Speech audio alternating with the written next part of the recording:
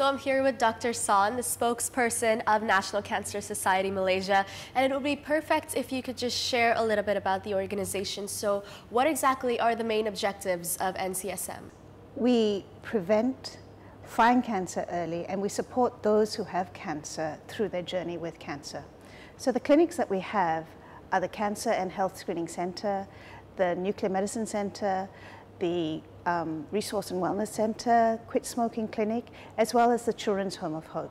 SCKL epitomizes the idea of participation at any level.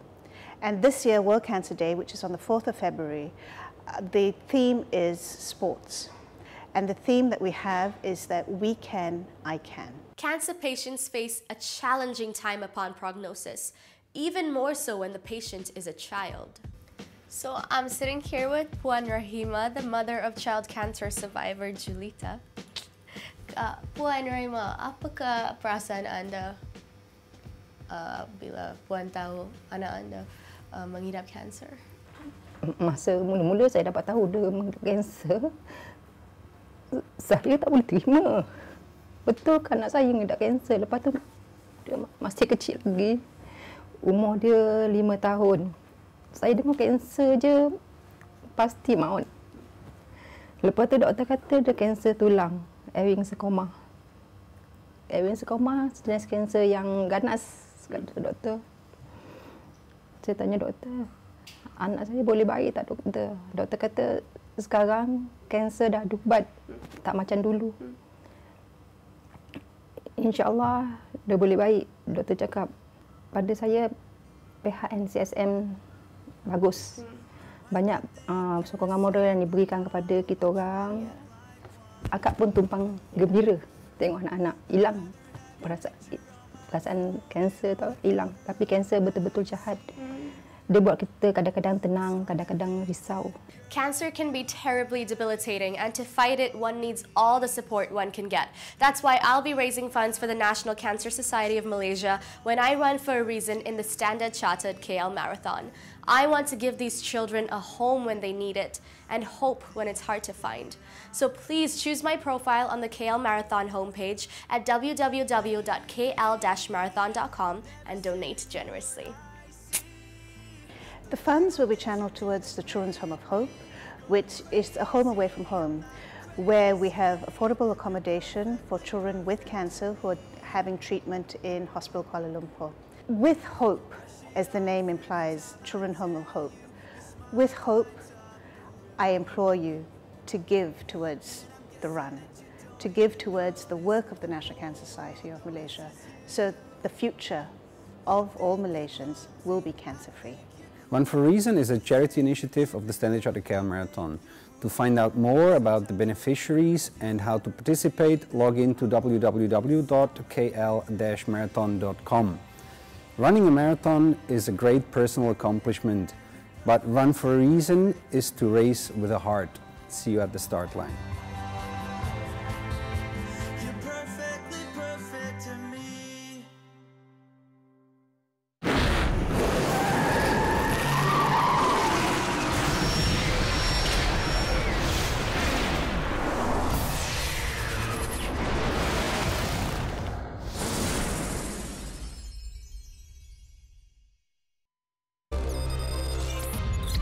Ahead on daily, the conclusion of the final North London derby at the Lane. Plus, we celebrate victories, winners only, including these 5 men at Kiev. And also, Jazz is back in trend at the playoffs. Hello, hello, and welcome to another edition of Daily. Swarna and Mark checking in on Labor Day. That is right, no Monday Blues excuses today, so I expect you all to check us out on YouTube. It's Stadium Astro, and to those who are already watching on YouTube, how you doing? Mark, do you know that today is also Global Love Day? No, I don't know or care what that is, but you said love. I'm in a very loving mood after Chelsea's beautiful 3-0 victory last night. I'm feeling the love right now. Thank you for cutting me off. Well, Global Love Day was launched back in 2004 as a way to celebrate our humanity and unity through unconditional love. Okay, one word that was important there, I heard you say unity, right? Yeah, what's wrong with that? It reminded me of something. What did it remind you of? Arsenal and the lack of unity within their fan base. I mean, Wenger in, Wenger out, 1 week Wenger in, Wenger out. Yeah. Even more after what happened earlier today. Go on, Mark. Just tell us what happened. Well, I remember their fans singing Arsene Wenger's name, celebrating St. Tottenham's Day like it was just yesterday. To those who don't already know, St. Tottenham's Day is celebrated at the point of the season where Tottenham can no longer finish above Arsenal. It's been celebrated 21 consecutive seasons already. Well, times have changed ahead of the final North London derby at White Hart Lane. It will not be celebrated. It won't. But before that, look, we've got some good news. Some Malaysian representatives at White Hart Lane. The support was strong in what would be the last ever North London derby at the Lane. And we got Jurgen Klinsmann and Aussie Adelaide were also there as the supporters asked to mind the gap. Sorry, you knew, but the players didn't know. Yes, yes. I knew because I was watching. But the players didn't watch. No, they were focused on the game. Well, his players were focused on the game. It's hard not to. Well, I mean, they've won the last 13 home London derbies prior to this match, and after, of course, some friendly handshaking between the managers, it was time for war with a lot at stake today. Now, Spurs launched a few warning shots earlier on. Dele Alli, the culprit, his miss here left everyone at the Lane stunned, including himself. And soon it was Christian Eriksen, but not before some good work from Heung-min Son. The Dane was denied by the crossbar, only just.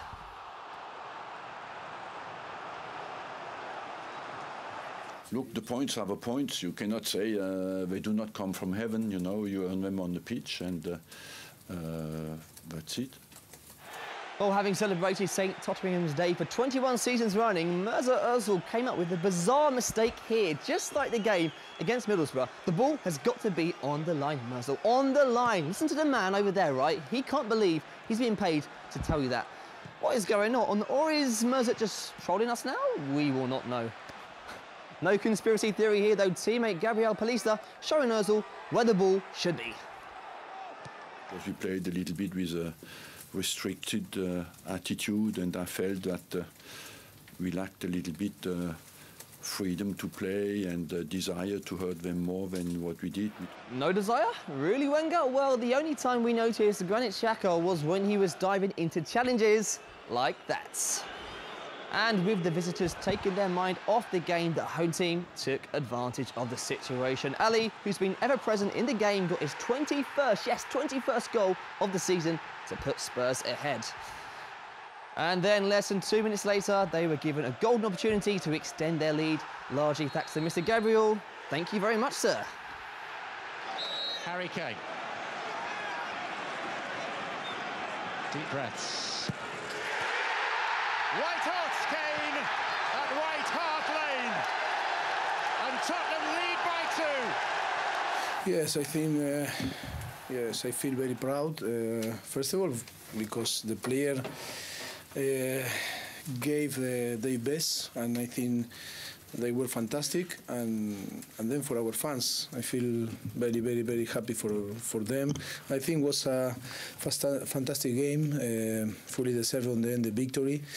And yes, we are on the race for the title. We reduce again the gap with Chelsea, and that is for us is to be focused now because we have ahead Friday another important game against West Ham, and now it's important to be focused in that game. Well, on that note, Spurs are officially the best team in the Premier League when playing at home. They are the first team to reach 50 points on home ground. But that, however, might not stay for too long because remember, they are heading to Wembley next season. And we all know how the European campaign turned out this season when they played their home matches right there.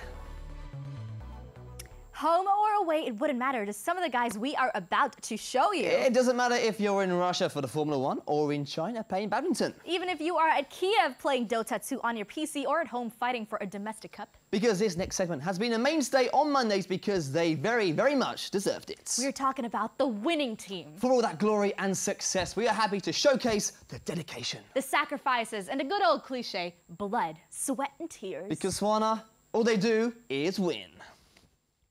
All I do is win, win, win, no matter what.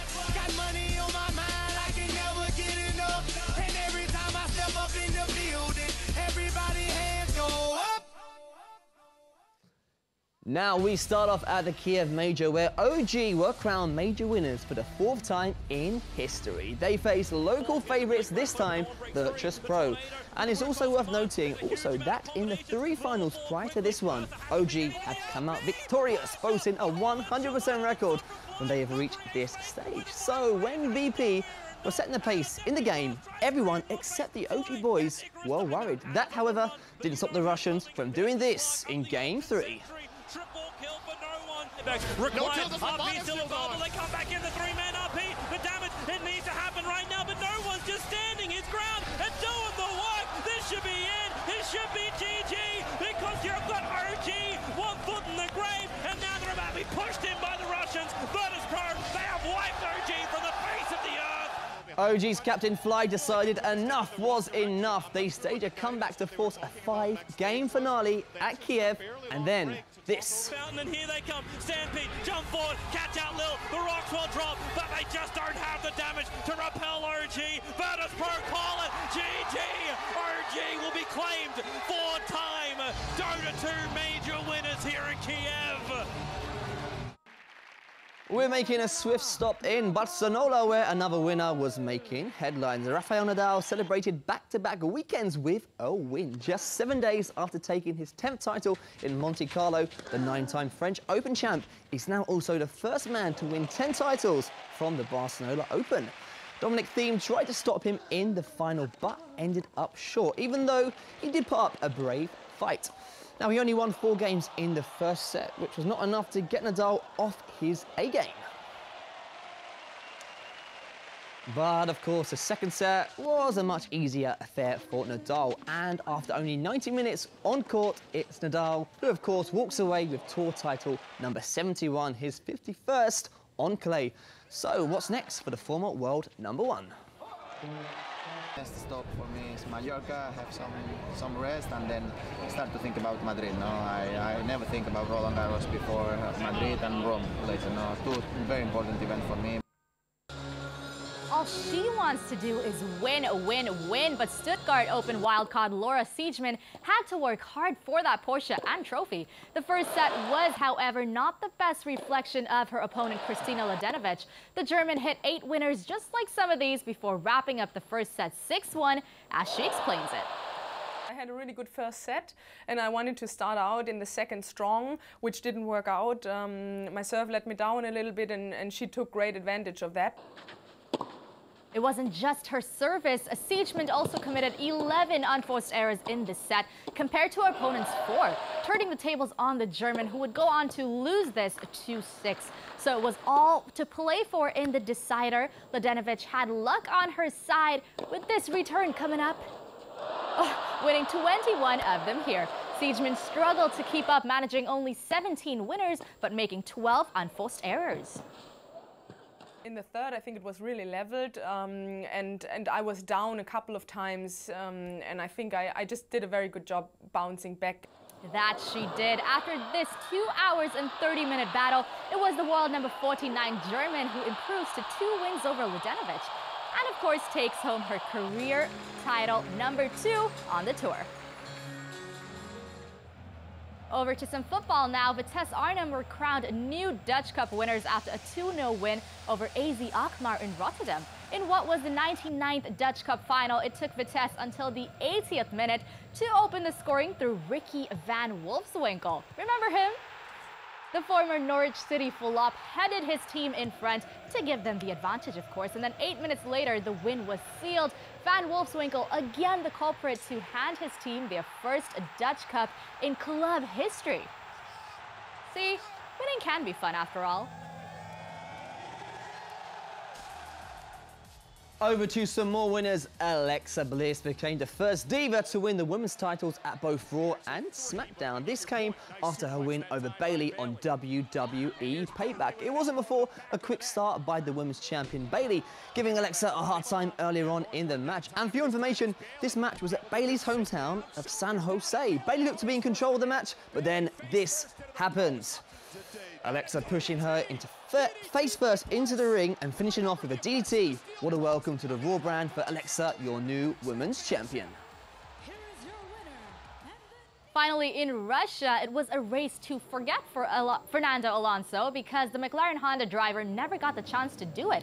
His car brakes failed even before the start, but he wasn't the only driver plagued with bad luck. Romain Grosjean and Jolyon Palmer crashed on the first lap.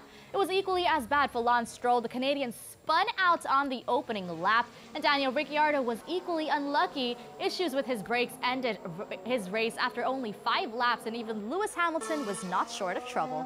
Okay, Lewis, we are hot on temps. Why is my car overheating, guys? I'm out of the race now. All that just paved the way for Valtteri Bottas to get to the checkered flag ahead of everyone else. It's the Finn's first ever F1 title of his career, finishing ahead of Ferrari duo Sebastian Vettel and Kimi Räikkönen. It took quite a while, you know, more than 80 races for me, but definitely worth the wait, definitely worth the learning curve, and this strange opportunity came to me in the winter to join this team, and they made it possible today. Mark, just months ago, we were asking Valtteri Bottas the man who replaced world champion Nico Rosberg at Mercedes. Now the 27-year-old Finn has won his first ever Formula 1 race in Russia. Remember when a young Hamilton came in for McLaren a few years ago? This could be another story to tell your grandkids, Mark. Hey, grandkids. I'm not an old man yet, Swarna. Come on. Okay, calm down. Let's leave that conversation for another time. For now, though, we have more unfinished business on Daily. Take it away, Mark. Well, he's a tooth, but nothing is stopping this little man. Isaiah Thomas is up next.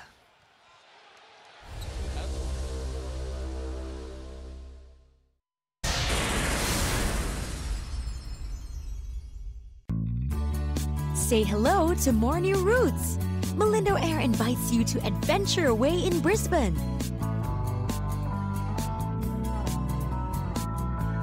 Wander into the seaport city of Yangon.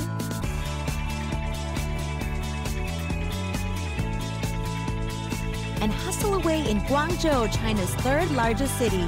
Premium service inclusive of meals, in-flight entertainment, and 30 kg baggage allowance. Book now at malindoair.com. The Prudential Astro Masters celebrates 20 years of golfing excellence and is back to challenge golfers on the best courses with great goodies plus awesome prizes in all par 3s, including a Mazda 6 valued at 216,000 ringgit. The grand finals takes place in Muscat, Oman. So don't miss out. This could be your year.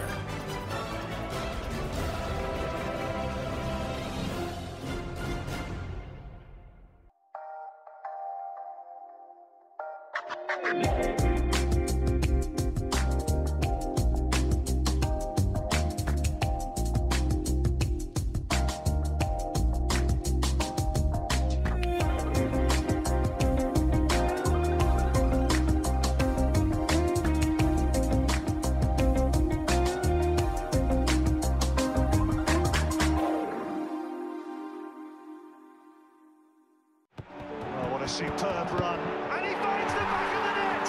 What an extraordinary day he has had. Got to score, no excuses. How unlucky can you get? There is no such thing as perfect. It had controversy, it had goals. That is football's 7th heaven. Fans are very important for us. Thank you for the support and keep going.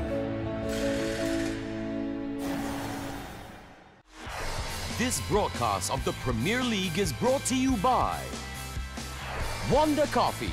Try the new Wanda Extra Presso. Brickfields Asia College, the fastest and smartest way. And MyEG, your e-government service provider.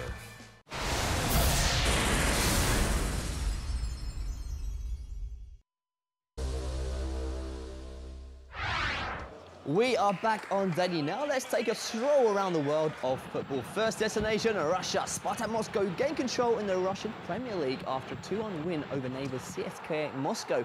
Denis Galashikov's winner in the second half was enough to see his team lead the table by 1 point. To Poland now, Jagiellonia is moved 1 point clear at the top of the league, but not before a 1-0 win over Pogoń on Sunday. The home team needed just 33 minutes to open the scoring. Cillian Sheridan, the hero this time around. And in Portugal, Sporting Lisbon came out 3-2 winners over Braga in the Primeira Liga. The scores were tied at 2 apiece before Bas Dost sealed his hat-trick with 6 minutes of normal time remaining in the game. Sporting remained third with just 3 games left to play. Meanwhile, in Greece, league champions Olympiacos rounded off their campaign with a 2-0 win over Panathinaikos. The Reds were close to having their title stripped after crowd troubles, but they were fined instead. A happy campaign altogether in what was their 44th league title. And now to the land of the rising sun, Japan now, where Gamba Osaka moved to within a point of J-League leaders Urawa Reds. They needed a 1-0 win over Yokohama to do so. Shun Nagasawa, the hero at the Rebel City. And the shock defeat suffered by Urawa Reds, of course, contributed to their course.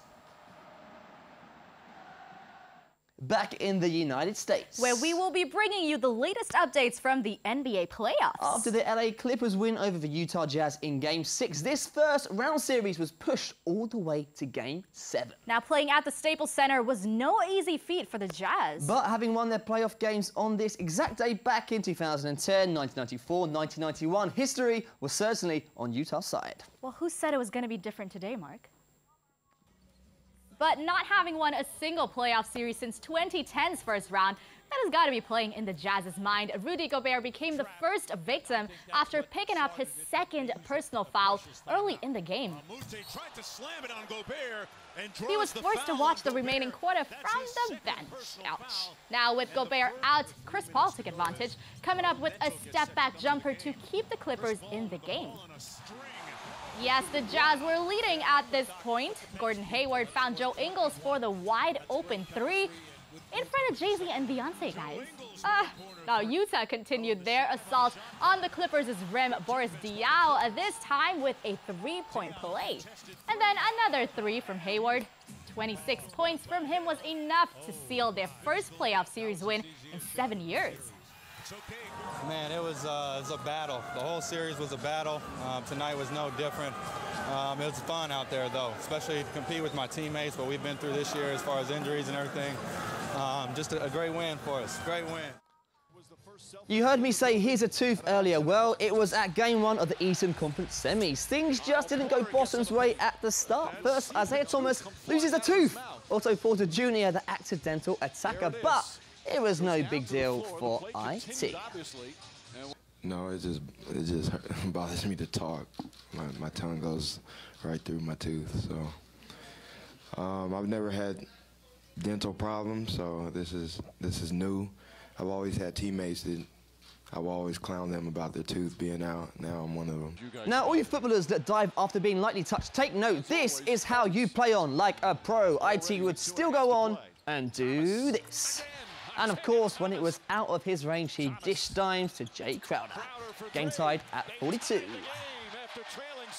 The Seas came out after the break with another game plan, making 19 splashes from downtown. 5 of them were by Mr. Fourth Quarter, who would close out the night with 33 points and 1 helper shy of a double-double. This was their first lead in the game, and he had help in the form of Al Horford.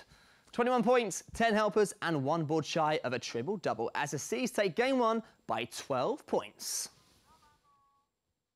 I don't know exactly what happened. He and my 7-year-old daughter just gave each other the open tooth smile, and he made both threes right after it fell out. Maybe that tooth was holding him back a little, but no, I feel bad for him because he's going to have some pretty significant dental work, but yeah, anyways. Now, after 7 seasons in the KBO League, Roo Hyun-jin became the first South Korean to move to the MLB. The LA Dodgers made a bid of more than $25 million for his services. He would later sign a $36 million 6-year deal with the team, but that was in 2013. Roo's career, however, in America would be plagued with injuries, but he'd eventually record his first win on August 31st, 2014. But then a drought set in and lasted for 973 days days as Ru went in search for career win number 2.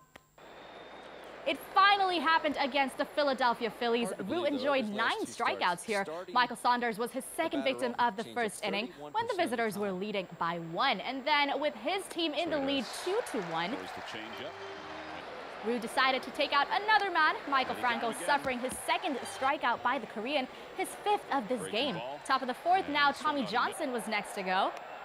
Ru's 7th strikeout, Daniel Nava, would be the last man to face Ru's wrath before he was rested. The Dodgers went on the offensive after that. Andrew Tolles with a 3-run homer at the bottom of the 6th.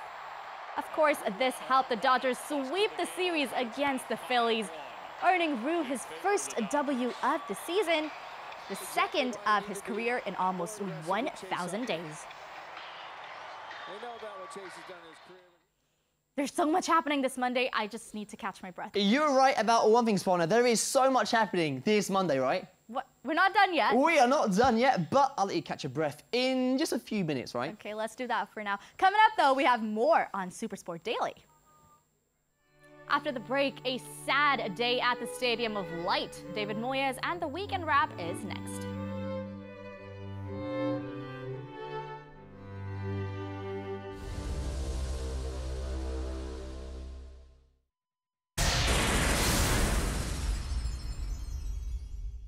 The sick, twisted world of thrills.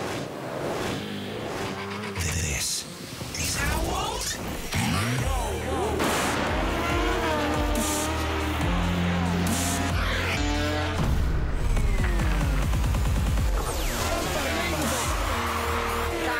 More exciting than this. MotoGP, live on the Fox Sports Network.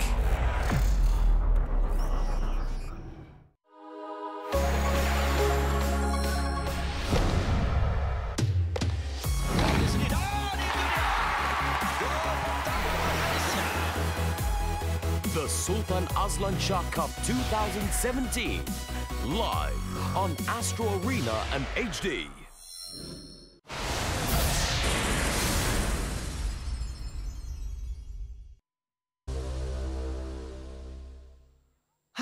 Welcome back to Daily. A very sad day in the North East. Sunderland confirmed their relegation over the weekend after a 1-0 loss to Bournemouth. This came after their bitter rivals and neighbours Newcastle United sealed their Premier League status for next season. The Black Cats have been playing in the Premier League since 2007. So it's safe to say we will not be expecting a Tyne and Wear derby in the Premier League next season. After 10 years in the top division, the Black Cats have used up their 9 lives for the late drama, but unfortunately for them, not this time.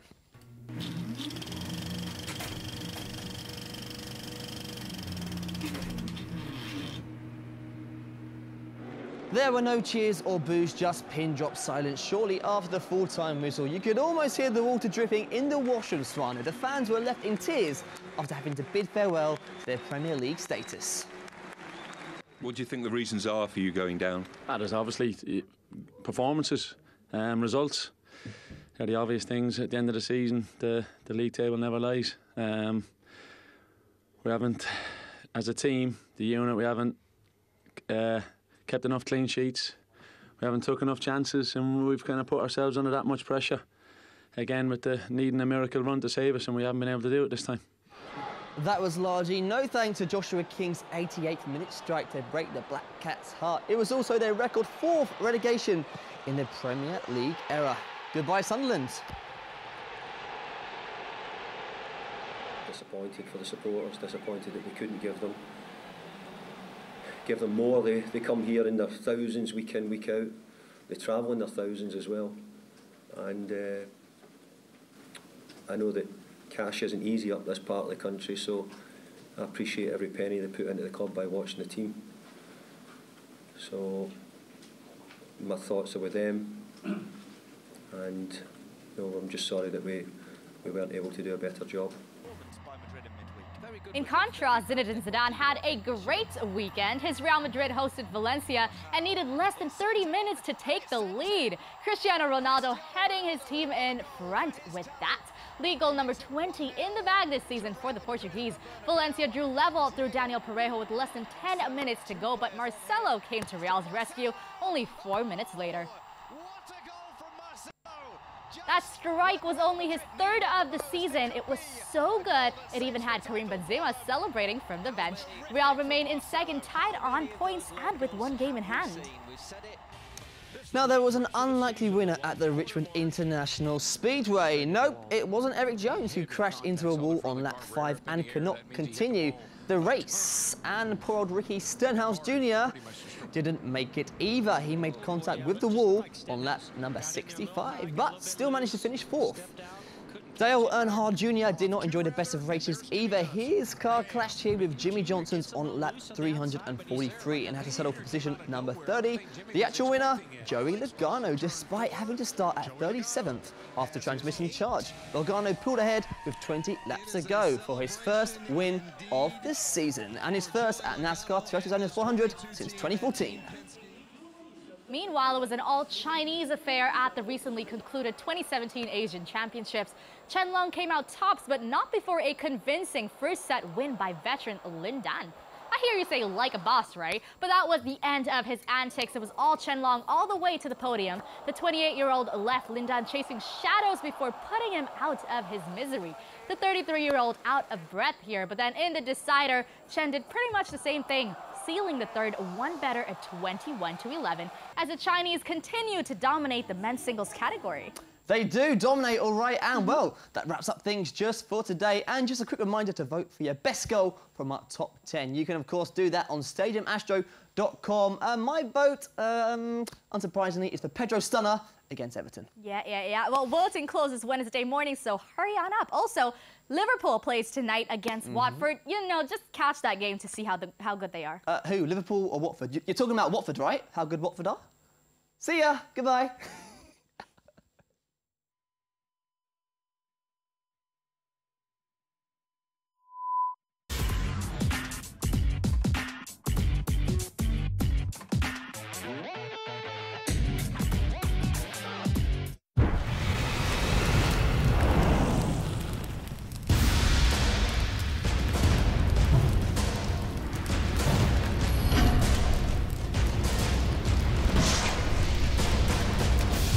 The Sultan Azlan Shah Cup 2017, live on Astro Arena and HD.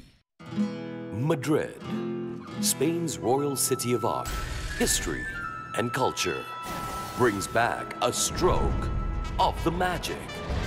A fight on the red and clay of Caja Mágica. A new legend on the red clay will shine again. The ATP Masters 1000 Mutua Madrid Open 2017. Live on Astro Supersport 2 and Astro Go.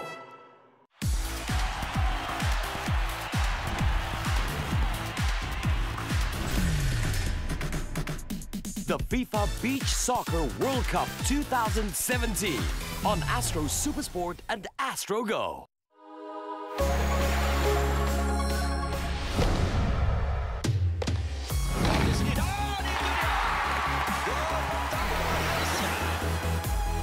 The Sultan Azlan Shah Cup 2017, live on Astro Arena and HD.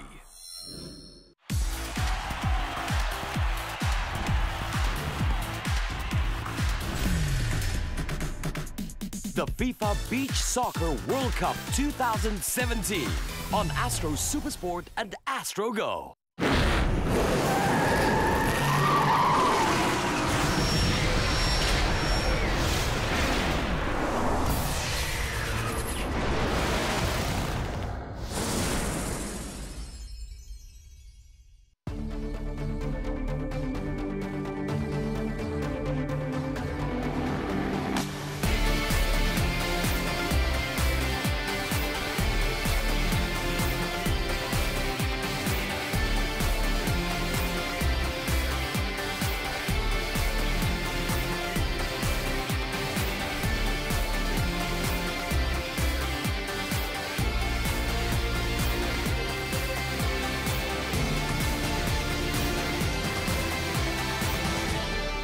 The headlines from Omnisport on Monday, the 1st of May.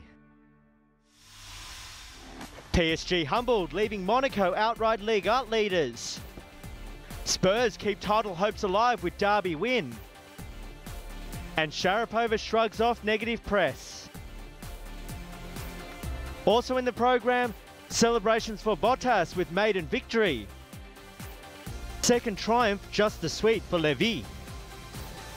And drama off-road in the Rally Argentina. We head off-road in Argentina later in the program, but we begin with Liga. And is this the game where PSG's title challenge slipped away? A 3-1 reverse at fellow high-flyer Nice, leaving them 3 points behind leaders Monaco, who, with 4 games left to play, have a game in hand on the Parisians. Nice have enjoyed a remarkable season in the league, losing just twice all campaign. And they look like maintaining that record, once Mario Balotelli drilled them into a first-half lead following a fine counter-attack. The Italian's 14th goal in just his 21st Ligue 1 appearance, and a fine finish at that. The explosion of noise here at the Allianz Riviera. And 3 minutes into the second half, it became 2-0, thanks to another superb strike. This time it was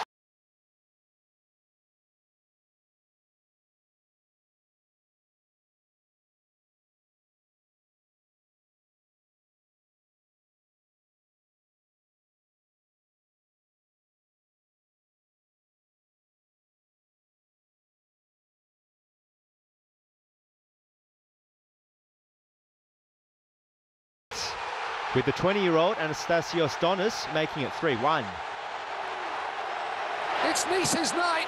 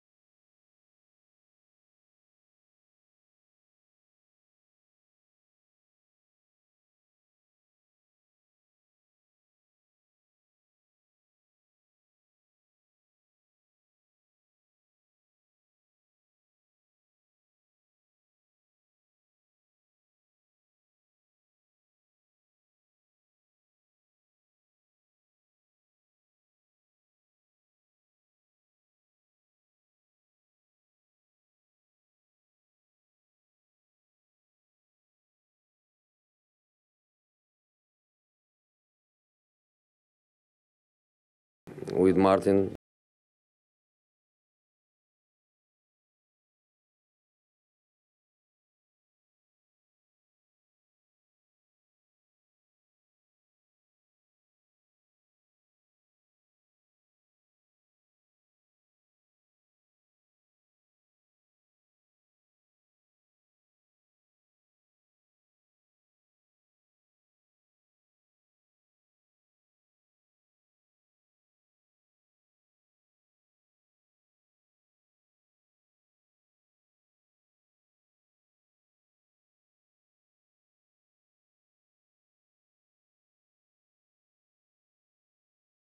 Knowledge, the fastest and